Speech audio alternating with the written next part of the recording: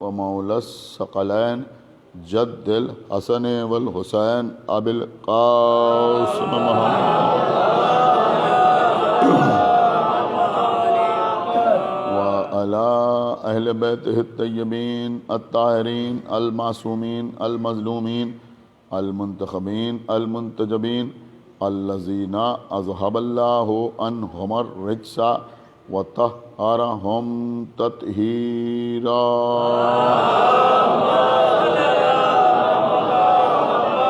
ولعنة الله على أعدائهم وقتلتهم وغاصبي حقوقهم ومنكري فضائلهم ومصائبهم أجمعين من الآن إلى يوم الدين. أما بعد فقد قال الله سبحانه تبارك وتعالى في كتابه المجيد وفرقانه الحميد وقوله الحق. بسم الله الرحمن الرحيم. الرحمن علم القرآن خلق الإنسان علمه البيان. صلوات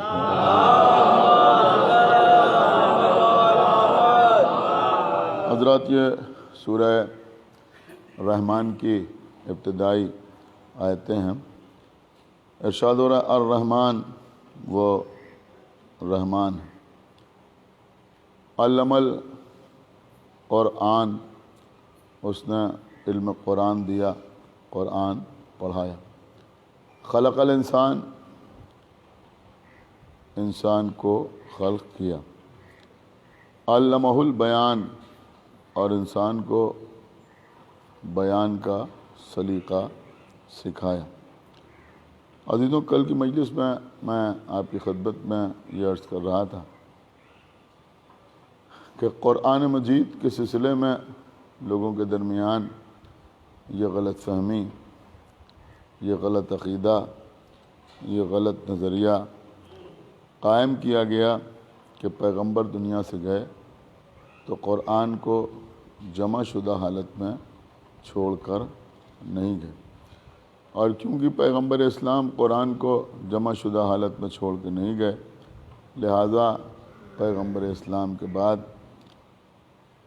قرآن کو جمع کرنے کی ضرورت پیش آئی. پہلے دور میں کوشش ہوئی مگر قرآن جمع نہ ہو سکا. دوسرے دور میں کوشش ہوئی لیکن یہ کام مکمل نہ ہوا. اور تیسرے دور میں قرآن کو جمع کیا گیا اور قرآن مکمل طور پر جمع ہو گیا. لہذا یہ قرآن بیاض عثمانی ہے. بہت توجہ آپ حضرات کی چاہتا ہوں. میں نے کل آپ کے سامنے اس بات کو ثابت کیا تھا کہ پیغمبر اسلام کی حیات طیبہ میں قرآن مکمل طور پر جمع ہو چکا تھا. اس لیے کہ اگر قرآن کتابی شکل میں پیغمبر کے دور میں جمع نہ ہوا ہوتا تو پیغمبر یہ نہ فرماتے کہ میں تمہارے درمیان دو وزنی چیزیں چھوڑے جا رہا ہوں. انی تارکم فیکم الثقلین، کتاب اللہ و عطرتی اہل بیتی، جس میں ایک کتاب خدا ہے، اللہ کی کتاب ہے، اور دوسرے میرے اہل بیت ہیں. تو اگر کتاب نہ ہوتی تو پھر کتاب چھوڑ کے جانے کا کوئی سوال نہ تھا. عزیزوں، اس سلسلے میں ایک دلیل اور میں آپ کی خدمت پر پیش کروں. بڑی قیامت کی دلیل ہے. ایک آیت اللہ نے اپنی کتاب میں یہ دلیل تحریر کی ہے کہ قرآن مجید ہمارے گھروں میں جو رکھا ہوا ہے اور اس میں جو ترتیب ہے، جس ترتیب سے سورے اس قرآن میں موجود ہیں، پیغمبر نے اپنے دور میں اسی ترتیب کے ساتھ قرآن کو جمع کرایا تھا. اس کی بھی ہمارے پاس دلیل ہے. اس بات سے کوئی انکار نہیں کر سکتا کہ یہ ترتیب مطابق تنزیل نہیں ہے. یعنی جس طرح سے قرآن نازل ہوا وہ ترتیب اس قرآن میں نہیں ہے. لیکن یہ قرآن پیغمبر اسلام نے حکم دے کر تحریر کرایا اور یہ بھی بتایا کہ کس آیت کو کہاں پر تحریر کیا جائے اور کس سورے کو کس نمبر پر تحریر کیا جائے. اس کی ایک بہت بڑی دلیل ہے. وہ دلیل آپ کو پتہ ہے کیا ہے؟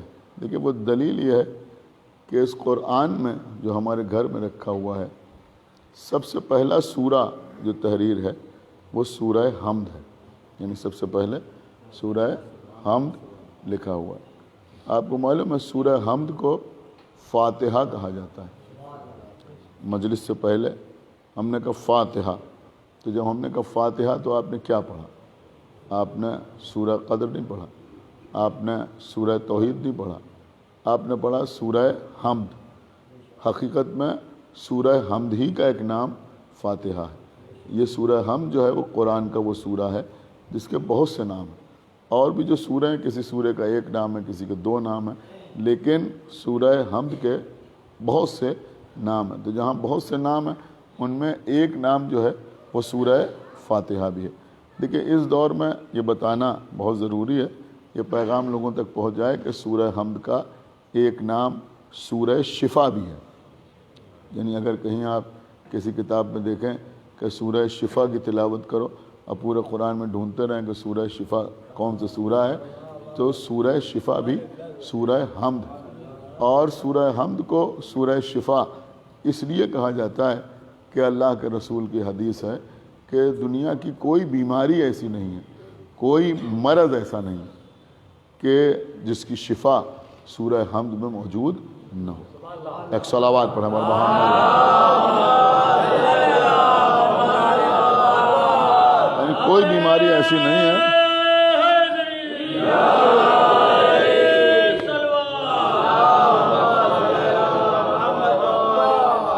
جس کی شفا، جس کا علاج سورہ حمد میں موجود نہ ہو۔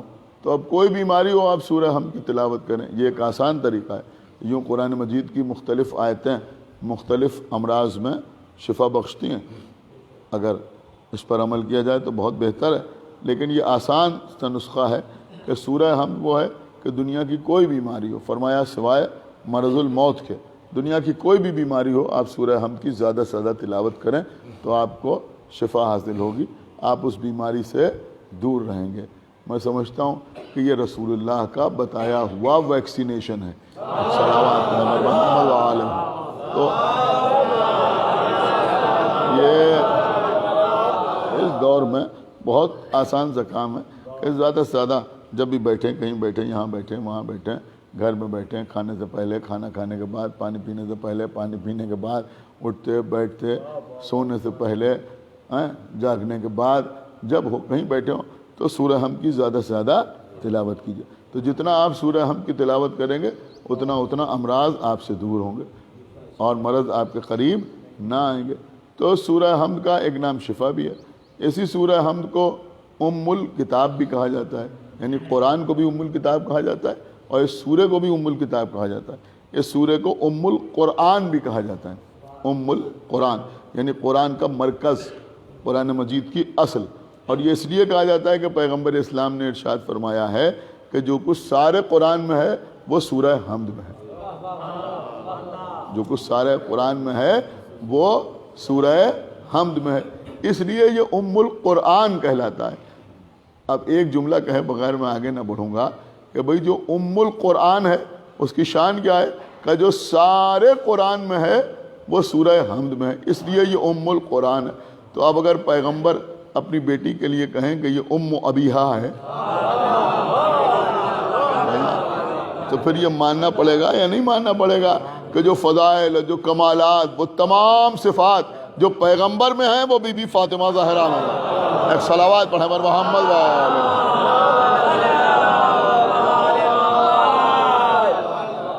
تو سورہ حمد کے جہاں یہ نام ہے وہیں سورہ حمد کا مشہور و معروف نام فاتحہ بھی ہے۔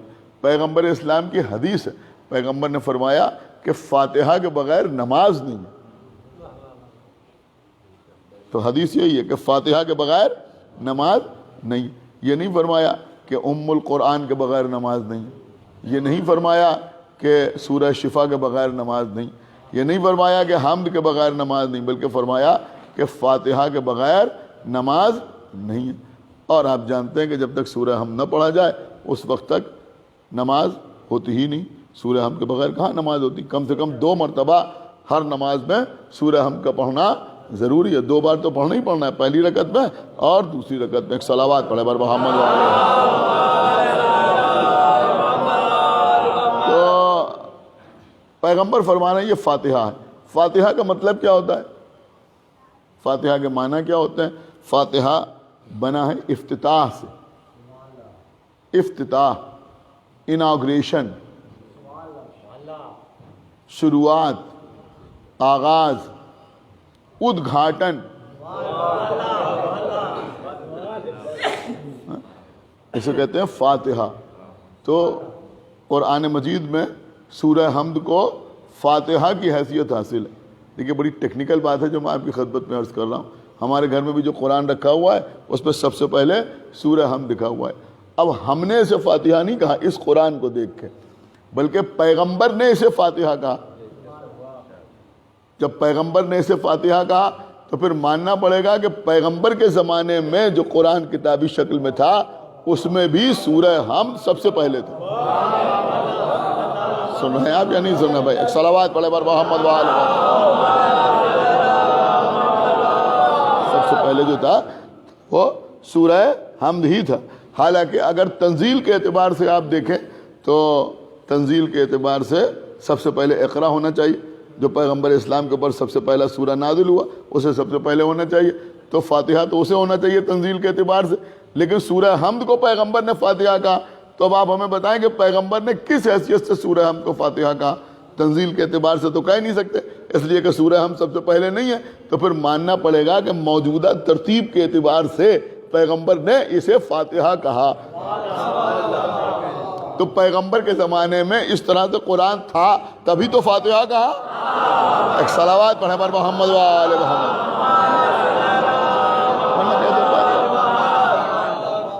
دیکھیں قبلہ محدث دہلوی نے اپنی کتاب جو ہمارے خلاف لکھی ہے جس کا نام ہے تحفہ اثنا عشریہ، اس میں انہوں نے لکھا ہے کہ جس طرح سے سورہ حمد فاتحۃ الکتاب ہے، یعنی کتاب کا فاتحہ ہے، اسی طرح سے مولا علی فاتح ولایت ہے۔ اللہ اکبر۔ مولا علی کیا ہے کہ یہ فاتح ولایت ہے۔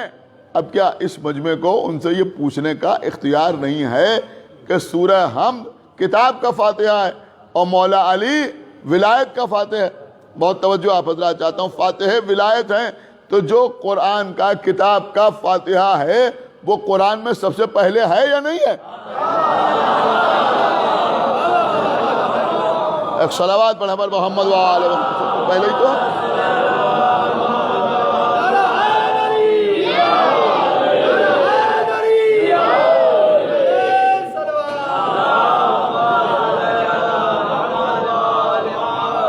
دیکھیے یہ مجالس، ظاہر سی بات ہے کہ آج 8ویں محرم ہے اور آپ مصائب ہی سننا چاہتے ہیں۔ میں آپ کی خدمت مصائب میں کوئی کمی کر کے سنانا بھی نہیں چاہتا، لیکن صرف ایک بات، صرف اور صرف ایک بات میں آپ کی خدمت میں عرض کر دوں اور اس کے بعد مصائب اور مجلس تمام۔ کہ سورہ حمد کیا ہے؟ فاتحہ۔ دیکھیے قرآن مجید میں جو ترتیب ہے اس کے سلسلے میں اکثر لوگ گفتگو کرتے ہیں اور یہ کہتے ہیں کہ صاحب یہ ترتیب کیسے؟ یہ سب میں صرف اس لیے آپ کی خدمت میں عرض کر رہا ہوں کہ لوگ کہہ رہے ہیں صاحب اتنی آیتیں بعد میں لوگوں نے قرآن میں شامل کر دی۔ ایک تو میں سب سے پہلی بات آپ کی خدمت میں یہ عرض کروں کہ مثلا سورہ حمد ہے، سورہ حمد میں کتنی آیتیں ہیں؟ 7 آیتیں ہیں، 7 آیتیں نہیں، 7 آیتیں سورہ حمد میں موجود ہیں۔ اگر کوئی شخص آپ کے سامنے سورہ حمد پڑھے تو یہ تو ممکن ہے، یہ بڑی قانونی اور بہت ٹیکنیکل بات میں آپ کی خدمت میں عرض کر رہا ہوں کہ یہ تو ممکن ہے کہ کوئی 7 کی جگہ 6 آیتیں پڑھ دے، بھول گیا، ہو سکتا ہے نا بھئی آپ آیت الکرسی پڑھ رہے ہیں، بیچ میں کچھ بھول گئے، اس کے آگے پڑھ دیا۔ یہ ہم بھی اسی میں شامل ہیں، یعنی تمام لوگ جو خطا کار انسان ہیں ان سے عصیان و نسیان سب کو کچھ ممکن ہے، معصوم تو ہے نہیں۔ سورہ حمد پڑھا، بسم اللہ الرحمن الرحیم کا الرحمن الرحیم کہنا بھول گئے، مالک یوم الدین کہنے لگے، وہاں سے شروع ہو گئے۔ تو یہ تو ممکن ہے کہ ہم 7 کی جگہ 6 آیتیں پڑھ دیں، ہے نہیں، ہو سکتا ہے نا۔ لیکن آپ مجھے بتائیے کہ ساری دنیا میں کیا یہ ممکن ہے کہ کوئی سورہ حمد میں 7 کی جگہ 8 آیتیں پڑھ دیں؟ 7 تو پڑھ سکتا ہے لیکن 8 آیتیں کوئی نہیں پڑھ سکتا. میں کچھ عرض کر رہا ہوں 8 آیتیں کوئی نہیں پڑھ سکتا. کیوں نہیں پڑھ سکتا؟ کس لیے نہیں پڑھ سکتا؟ میں کہا جب یہ غلطی ہو سکتی ہے تو وہ غلطی بھی ہو سکتی ہے. وہ غلطی اور ہے، یہ غلطی اور ہے. 7 کی جگہ 6 آیتیں تو پڑھ سکتا ہے اس لیے کہ ایک آیت بھول گیا، لیکن 8 آیتیں اس لیے نہیں پڑھ سکتا کہ کوئی قرآن کی ایک آیت بنا نہیں سکتا. آپ نے کچھ غور کیا یا نہیں غور کیا؟ ایک صلوات پڑھے بر محمد وآلہ محمد. ایک آیت کوئی قرآن کی بنا تو نہیں سکتا کہ کوئی قرآن مجید میں بنا کے آیت شامل کر دے. تو بھیا تم نے الزام ہی غلط لگایا. اگر یہ کہتے کہ فلاں نے 26 آیتیں کم کر دی تب تو سوچا بھی جا سکتا تھا. ایک صلوات پڑھے بر محمد وآلہ محمد. اب مجھے بتائیے ایک صلوات اور پڑھ دے بر محمد وآلہ محمد. یعنی کوئی کم تو کر سکتا ہے. سمجھ رہے ہیں آپ؟ اس لیے کہ بھئی نہ پڑھے یا لکھنے والا، یہ دونوں کے لیے، کتابت کرنے والا پہلے، اب تو کمپیوٹرائز ہو گئی ہے. پہلے قرآن مجید کی تلاوت جتنی ہے وہ سب ہاتھ سے ہی تو ہے. تو اب لکھتے لکھتے کسی سے ایک آیت چھوٹ گئی. ان ساری چیزوں کا امکان ہے، اس سے کوئی انکار نہیں کر سکتا. اللہ جو قرآن کی حفاظت کرنے والا ہے اس کا مطلب یہ نہیں ہے کہ کوئی ایک آیت بھول جائے گا تو کوئی فرشتہ آ کے اس کا ہاتھ پکڑ کے ہلائے گا کہ تم ایک آیت بھول گئے، یا کوئی لکھنے میں چھوڑ دے گا تو آگے اس کو کوئی بتائے گا. اس کا یہ مطلب نہیں ہے، اس کا مطلب کچھ اور. لیکن کم تو کر سکتا، مگر یہ نہیں ہو سکتا فلاں کاتب صاحب تھے وہ قرآن مجید کی کتابت کر رہے تھے اور انہوں نے 2 آیتیں اپنی طرف سے لکھ دی. بھائی یہ ممکن ہی نہیں ہے. اس لیے کہ قرآن مجید کا تو دعویٰ ہی ہے یہ کہ تم اس کی ایک آیت کا جواب نہیں لا سکتے. تو جب کوئی جواب لا نہیں سکتا تو کوئی بڑھائے گا کہاں سے؟ کوئی اضافہ کہاں سے کرے گا؟ یہ بات ہی سمجھنے والی ہے یا نہیں ہے کہ کوئی قرآن مجید میں اضافہ کہاں سے کرے گا؟ تو بہرحال میں عرض یہ کر رہا تھا کہ اب ترتیب قرآن کے اعتبار سے ایک بات کہی جاتی ہے. انہوں نے کہا بھائی سورہ مائدہ پڑھیے. سورہ مائدہ کا آغاز ہوتا ہے تو اس میں جو آیات ہیں ان میں زیادہ تر گوشت کی حرمت کے سلسلے کی آیتیں. اس قسم کا گوشت کھانا جائز نہیں ہو، اس قسم کا گوشت کھانا حرام ہے، اور یہ گوشت نہ کھاؤ، یہ نہ کھاؤ، یہ نہ کھاؤ، یہ نہ کھاؤ، یہ نہ کھاؤ. اور گوشت کا تذکرہ ہوتے ہوتے پھر وہ آیت آ جاتی الیوم اکملت لکم دینکم، سن رہے ہیں، واتممت علیکم نعمتی. آج ہم نے دین کو کامل کر دیا اور نعمتیں تم پر تمام کر دی. ان آیتوں کے بعد یہ آئے جس کا تعلق غدیر سے ہے. اب کچھ لوگ کہتے ہیں صاحب اس کا تعلق غدیر سے نہیں ہے. بڑا سمجھدار مجمع میرے سامنے بیٹھا ہوا ہے. اللہ کہہ رہا ہم نے نعمتیں تمام کر دی تمہارے اوپر. اور پہلے جتنی آیتیں ہیں اگر اس میں اللہ یہ کہتا کہ یہ گوشت بھی تمہارے لیے جائز ہے اور یہ گوشت بھی تمہارے لیے جائز ہے اور یہ گوشت بھی تمہارے لیے جائز ہے، اور اس کے بعد کہتا نعمتیں تمام کر دیں، تو مسلمان یہی سمجھتے کہ گوشت ہی نعمت ہے. ایک صلوات پڑھ پر محمد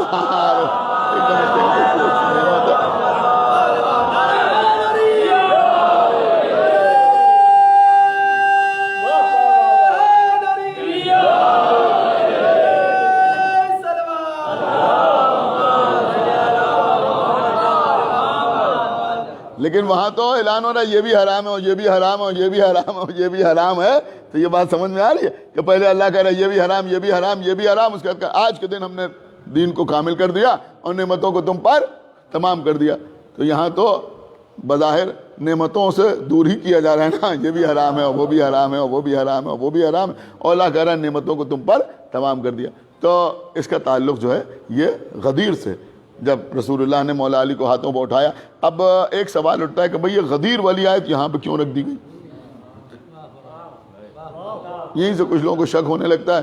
میں کہا صاحب یہ بعد میں جمع کیا گیا ہے، ورنہ نہیں رسول ہی کے زمانے میں جمع ہوا. آپ کو پتا ہے یہ جو ترتیب ہے یہ بھی قرآن کی حفاظت کا حصہ ہے. سمجھدار لوگ یہاں بیٹھے ہیں، یہ نہ سمجھیں گے تو کون سمجھے گا. اور میں سمجھتا ہوں یہاں جو بزرگ بیٹھے ہیں وہ زیادہ آسانی سے بات کو سمجھ سکتے ہیں کہ ٹرین میں سفر ہو رہا ہے، پوری فیملی سفر کر رہی، یہ بھی وہ بھی، ایک بکسہ ہے اس پہ کپڑے ہیں اور کسی میں اور ضروری سامان ہے اور یہ ہے وہ ہے. جب فیملی جاتی تھی پہلے تو بہت سے سامان لے کے جاتی تھی، وہ پیٹیاں کہلاتی تھیں. اور سارے سامان کے ساتھ ساتھ ایک بڑا سا جھولا، ایک بڑا سا تھیلا اور جا رہا ہے. اس میں کیا ہے کہ کھانے کا سامان، وہ کچھ میٹھی ٹکیاں پکا کے رکھ لی گئیں اور یہ وہ، یعنی ایسی چیزیں جو اگر 2 دن کا سفر ہے تو خراب نہ ہو، وہ سب اس میں جمع کر لیا. کچھ دال موٹ رکھ لی گئی، بسکٹ رکھ لیا گیا، یہ ہے وہ. یہ سفر کا ایک الگ لطف ہوا کرتا تھا، اور پھر بیچ بیچ میں وہ نکل رہا ہے اور سب کھا رہے ہیں۔ عزیزوں میں بڑی قیمتی بات آپ کی خدمت میں عرض کر رہا ہوں، اب یہ سب کچھ تو رکھ لیا گیا، ساری چیزیں جمع کر لی گئی، کبھی کبھی ہوا یہ، میں کہا بھائی یہ رقم بھی جانا ہے ساتھ، اور راستے میں چوری کا خطرہ بھی ہے کہ کہیں چوری نہ ہو جائے، تو بزرگ کہتے دیکھو اس کو کسی ایسے چھوٹے سے بیگ میں رکھ کے ساتھ ساتھ نہ رکھنا، اس لیے کہ اگر چھوٹے سے بیگ میں رکھ کے اپنے ساتھ رکھا تو چور کو شک ہو جائے گا کہ یہ اس تھیلے کو، اس جھولے کو، اس بیگ کو بار بار اپنے پاس رکھ رہے ہیں، اسی میں کوئی قیمتی چیز ہے تو وہ چرا لے جائے گا۔ تو کہا اس قیمتی چیز کو کہاں رکھو؟ کہ کھانے کے تھیلے میں رکھ دو۔ آپ نے نہیں سنا، اللہ کے لیے بیدار ہو، یہ کھانے کے تھیلے میں رکھ دو۔ کیوں؟ کہا چور کے ذہن میں بھی نہیں آئے گا کہ یہ قیمتی چیز اس کے اندر رکھی ہو سکتی ہے۔ اب آپ کی سمجھ میں آیا کہ گوشت کی حرمت کے سلسلے کی آیتوں کے بیچ میں غدیر والی آیت کیوں رکھی؟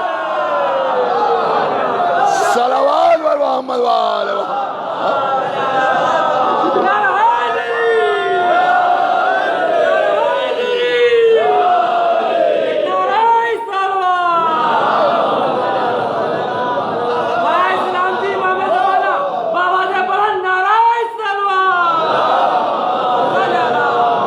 اس کی حفاظت کی جا سکے۔ ایک صلوات اور پڑھ دے بر محمد وآل محمد۔ بس عزیزاں، تو میں عرض یہ کر رہا تھا کہ قرآن کل بھی محفوظ تھا اور آج بھی محفوظ ہے اور قیامت تک محفوظ رہے گا، اس لیے کہ اللہ نے قرآن کو لاوارث نہیں چھوڑا، بلکہ آبادی سما اور استل کتاب الذین اصطفینا من عبادنا، ہم نے اس قرآن کا وارث ان کو بنایا ہے، ان بندوں کو بنایا ہے جو ہمارے چنے ہوئے ہیں، جو ہمارے استفا کیے ہوئے ہیں، جو ہمارے مصطفیٰ بندے ہیں۔ اب عزیزوں آپ مجھے بتائیں کہ اگر یہ مصطفیٰ بندے کسی کا انتخاب کریں، اللہ اکبر، ان مصطفیٰ بندوں میں، چنے ہوئے بندوں میں کوئی یہ کہتا ہوا نظر آئے کہ بھیا عقیل کسی ایسے خانوادے میں میری شادی کرا دو جہاں سے ایسا بہادر بیٹا پیدا ہو جو کربلا میں میرے حسین کے کام آئے، جزاکم اللہ خیر الجزا۔ عزیزوں یہ نام ہی ایسا ہے۔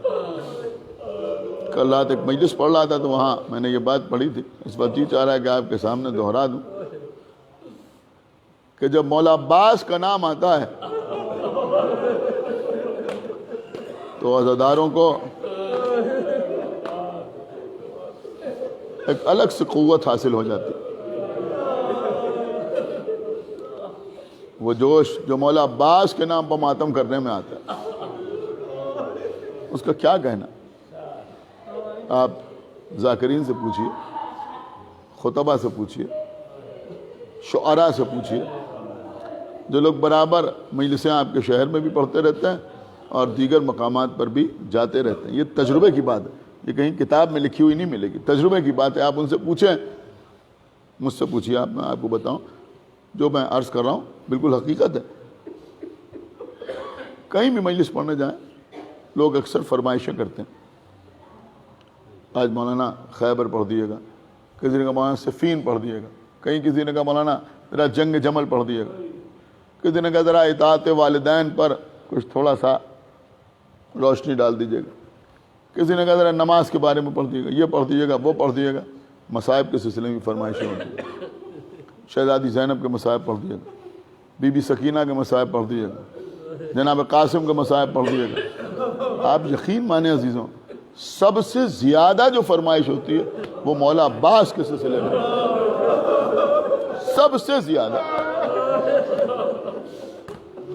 اکثر مجالس اس شہر میں ہو یا کہیں اور، سب سے زیادہ فرمائش ہی یہی ہوتی، مولا عباس کے فضائل پڑھ دیجیے گا، حضرت عباس کے مصائب پڑھ دیجیے گا، غازی کا تذکرہ کر دیجیے گا۔ کبھی کوئی کہتا ہے جنگ صفین میں حضرت عباس نے جو جنگ کی تھی وہ بیان کر دیجیے گا۔ مختلف مقامات پر جہاں مومنین آباد ہیں، اگر کوئی امام باڑہ، کوئی بارگاہ مولا عباس سے منسوب ہوتی ہے تو وہاں زائرین کی کثرت ہوتی ہے۔ کیوں؟ کہ اس لیے کہ عباس صرف باب المراد یا باب الحوائج کا نام نہیں ہے، باب المراد بھی ہیں، باب الحوائج بھی ہیں، لیکن حضرت عباس کا ایک لقب ہے باب الحسین۔ باب الحسین کا مطلب کیا ہوا کہ اگر کوئی حسین تک جانا چاہتا ہے تو عباس کے ذریعے سے، جیسے مولا علی باب مدینۃ العلم ہے کہ ان تک آئے بغیر کوئی رسول تک نہیں پہنچ سکتا، ایسے ہی مولا عباس ہماری جان قربان عزیزوں کہ شخصیت کا نام عباس ہے۔ ذرا کربلا کے میدان میں آ کے دیکھیے، صبح عاشورہ آقا حسین اور عمر سعد کے درمیان یہ طے پایا کہ دونوں کے بیچ مصالحت کی کوشش کے سلسلے میں آخری مرتبہ گفتگو ہو جائے۔ وہ اپنے بیٹے کو لے کے آئے اور آقا حسین اپنے بیٹے کو لے کے آئے، اس کے ساتھ بھی کوئی اور عزیز یا رشتہ دار نہ آئے، آقا حسین کے ساتھ بھی کوئی نہ آئے۔ ادھر سے وہ اپنے بیٹے کے ساتھ چلا، ادھر سے آقا حسین ایک گھوڑے پر سوار، دوسرے گھوڑے پر 18 برس کے علی اکبر۔ اب ادھر سے وہ آ رہا ہے، ادھر سے آقا حسین اپنے شہزادے کے ساتھ جا رہا ہے۔ مولا حسین کو کچھ احساس ہوا کہ کوئی پیچھے پیچھے دوڑتا چلا آ رہا ہے، گھوڑے کو روکا، پلٹ کے دیکھا، کیا دیکھا؟ آقا عباس پیدل دوڑتے ہوئے چلے آ رہے ہیں، ہاتھ تلوار کے قبضے کے اوپر ہے۔ میرے بھیا، میرے بھائی، آپ کو تو معلوم ہے نا کہ میرے اور عمر سعد کے درمیان یہ طے پایا تھا کہ وہ اپنے بیٹے کو لے کے آئے، میں اپنے بیٹے کو لے کے آؤں۔ جب اس کے ساتھ اس کا بھائی نہیں آ رہا ہے تو پھر آپ کیوں زحمت کر رہے ہیں؟ فرمایا میرے آقا ذرا غور سے دیکھیے، اس کے پیچھے بھی جو اس کا غلام بھی تو آ رہا ہے،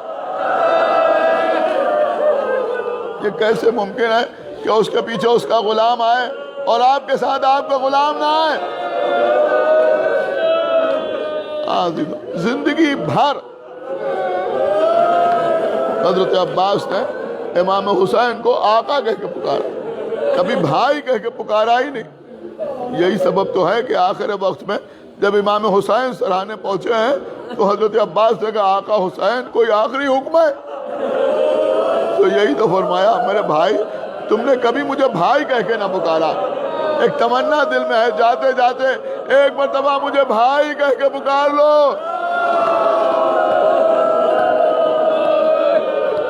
اب ذرا سوچیے، ایسا چاہنے والا بھائی جسے آقا حسین نے گود میں پالا تھا، آغوش میں پالا تھا، اب جب حضرت عباس نے کربلا کے میدان میں آواز دی ہوگی آقا حسین میں نے آپ پر اپنی جان قربان کر دی، حسین نے کمر کو پکڑ لیا، الان انکسر ظہری، اے میرے بھیا میری کمر ٹوٹ گئی۔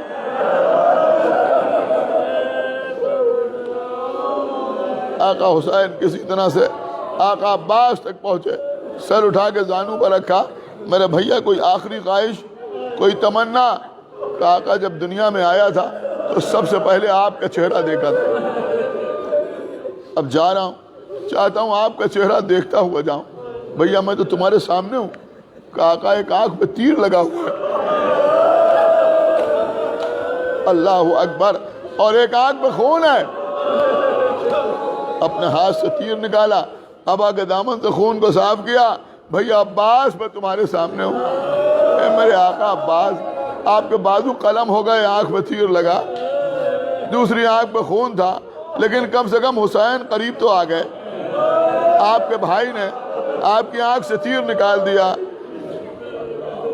دوسری آنکھ کے خون کو صاف کر دیا، لیکن جب آپ کا یہی بھائی کربلا کے میدان میں زخموں سے چور چور ہو کے زمین پہ آئے گا، سارا بدن تیروں پر رکا ہوا ہوگا، تو کوئی حسین کے بدن سے تیروں کو نکالنے والا نہ ہوگا، کوئی خون کو صاف کرنے والا۔